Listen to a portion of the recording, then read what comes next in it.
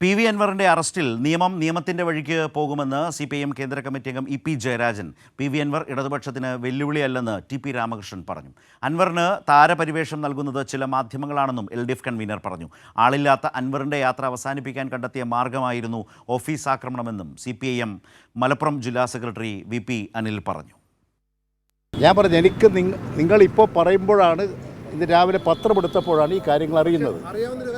നിയമത്തിൻ്റെ വഴിക്ക് നിയമ നടപടികളും പാലിച്ചുകൊണ്ടാണ് അൻവറിനെ അറസ്റ്റ് ചെയ്തത്. അതല്ലേ ചെയ്യേണ്ടത്. അല്ലെങ്കിൽ അൻവറിന് താരപരിവേഷം കൊടുക്കുന്നത് മാധ്യമങ്ങളാണ്.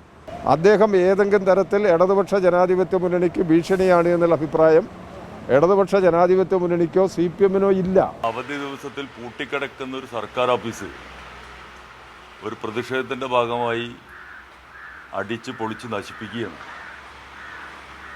അതിനൊരു MLA നേതൃത്വം നൽകുകയാണ്. ഇവിടെ നിയമപരമായ നടപടികൾ മാത്രമാണ് ഇതിൻ്റെ ഭാഗമായിട്ട് നടന്നിട്ടുള്ളത്. ഇതിലൊരു ഗൂഢാലോചനയുടെയും പ്രശ്നം ഇതിനകത്ത് ഉദിക്കുന്നില്ല.